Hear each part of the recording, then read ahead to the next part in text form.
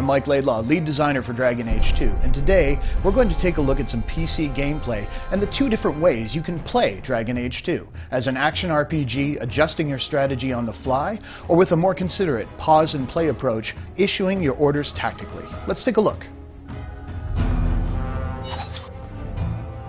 So let's take a look at how Dragon Age 2 plays if you tackle it like an action RPG. If you want to play in real time, you can absolutely do so. The rogue really shines here, able to move quickly around the battlefield, get into position, and separate out enemies. Of course, once you get into the thick of things, you'll notice you can fluidly move between characters. Mages, of course, shine when groups are clustered, while a stealth character can deliver vast amounts of damage from the safety of shadows. And with the enemies torn to pieces, it's just a matter of switching back to Hawk to pick up the stragglers. So you've seen how Dragon Age 2 plays as an action RPG, but what happens if we take the same situation and play it more tactically, pausing to issue orders? Let's find out.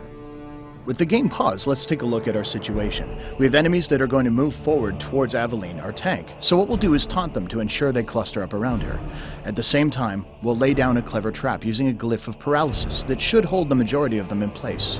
While we're at it, we have two groups of archers in the back, so using both of our rogues, we're going to toss miasmic flasks to stun them, taking them out of the fight for a short period of time as well.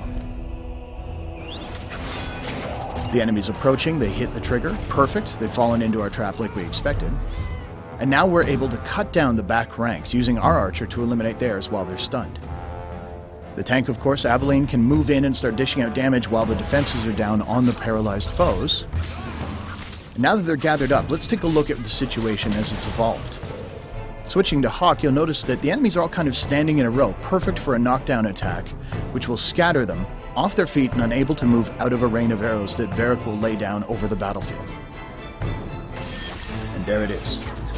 Now switching back to our mage, we register the enemies are starting to weaken. We're going to use a top-tier mage ability, Firestorm, raining down from the heavens to eliminate the last of our foes. So this is just an example of how a well-coordinated team can deal with an encounter where they're vastly outnumbered. So there you have it. Dragon Age 2 can be played with the smooth, responsive controls of an action RPG, or more tactically, pausing and controlling your actions that way, or of course, any combination of the two. Thanks for watching.